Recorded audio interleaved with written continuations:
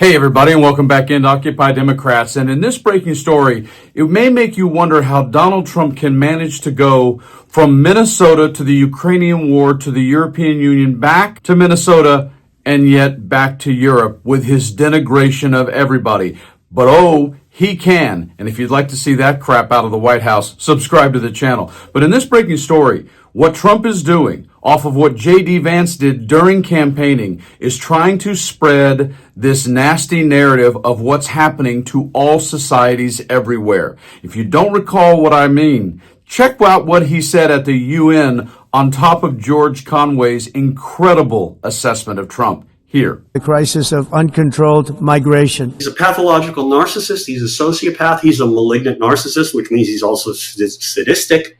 Oh, Trump wasn't done. Your countries are being ruined. He's an ignoramus above all else. Trample our borders, violate our sovereignty, cause unmitigated crime. And George Conway wasn't done. He's always been an ignoramus. You know, they were flying into Hickam Air Force Base in Honolulu. There was Pearl Harbor right in front of them through the window. And John Kelly had to explain to Trump the significance of Pearl Harbor. America belongs to the American people, and I encourage all countries to take their own stand in defense of their citizens as well. This is our president. I mean, this is a man who talked about Revolutionary War airports. This is a man who, even apart from his insanity, he's dumb as shit and uninformed as shit. I'm not mentioning names. I see it, and I can call every single one of them out. You're destroying your countries. They're being destroyed. And now, he's clearly losing it. He's clearly, I mean, he never had it to begin with, but whatever he had is disappearing by the day.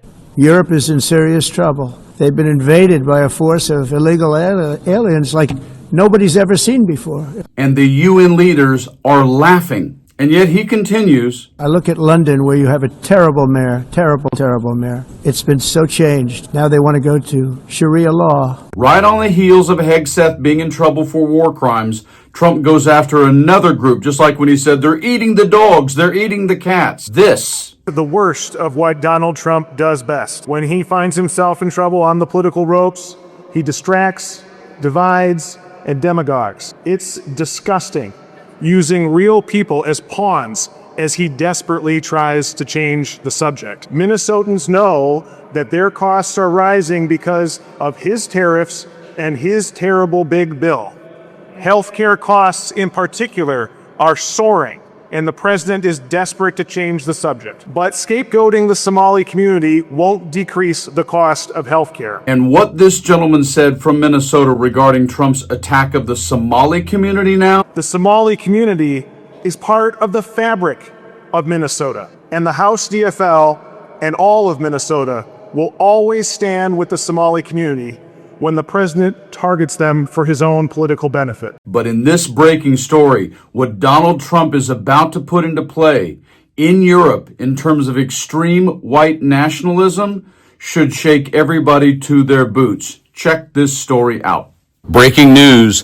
Aghast critics slammed Trump document as laying out explicit plan for extremism. The Trump administration released its official national security strategy this week, and many critics noted that it was loaded with rhetoric frequently used by white nationalists. Some of the most inflammatory language in the document is aimed at U.S. allied European countries that supposedly face, in quotes, the real and more stark prospect of civilizational erasure within the next 20 years. In particular, the document accuses the European Union of enacting policies, in quotes, that undermine political liberty and sovereignty, migration policies that are transforming the continent and creating strife, censorship of free speech, and suppression of political opposition, cratering birth rates, and loss of national identities and self-confidence. The document goes on to claim that, in quotes, should present trends continue, the continent will be unrecognizable in 20 years or less, while emphasizing that U.S. policy is to help Europe to remain European, to regain its civilizational self-confidence, and to abandon its failed focus on regulatory suffocation. John Henley, Europe correspondent for The Guardian, noted in a Friday report that the document appears to espouse the racist Great Replacement conspiracy theory, saying several countries risk becoming majority non-European. Henley added that the document underscores the Trump administration's clear alignment with Europe's far-right nationalist parties, whose policies center on attacking supposed EU overreach and excessive non-EU migration. Scott Horton, legal affairs and national security contributor to Harper's and an adjunct professor at Columbia's Law School, wrote on Blue Sky that the document, quote, reads like something written by Vladimir Putin, given its depiction of Europe as being degenerate and racially adulterated through the immigration of dark-skinned people. Progressive activist Max Berger argued that the document, in quotes, contains some pretty explicit white nationalism. He pointed to the document's support for dismantling diversity, equity, and inclusion, DEI, initiatives as a way to restore, in quotes, a culture of competence. Berger also flagged a section of the document that named ending mass migration as the top U.S. national security priority, which he described as a pretty explicit defense of using the state as a means of enforcing white supremacy. Edmund Lace, a columnist for the Financial Times, also took note of the administration's emphasis on competence and merit in the document. This is ironic, Luce continued, because, in quotes, this administration personifies the opposites of those traits. Journalist Michael Weiss argued in a post on X that the document shows that it is now official U.S. policy to promote and assist far-right parties in Europe.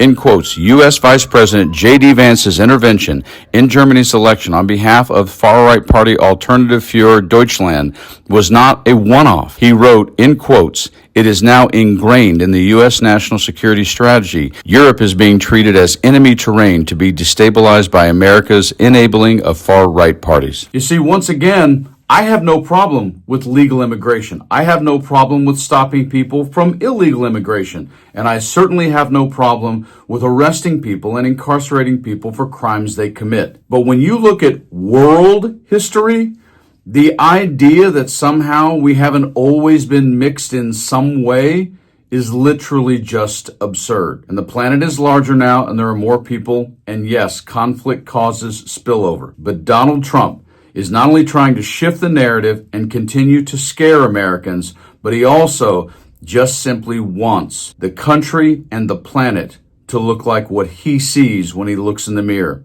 without, of course, the orange makeup and the bad fake tan. You guys like and share the video. Stay frosty.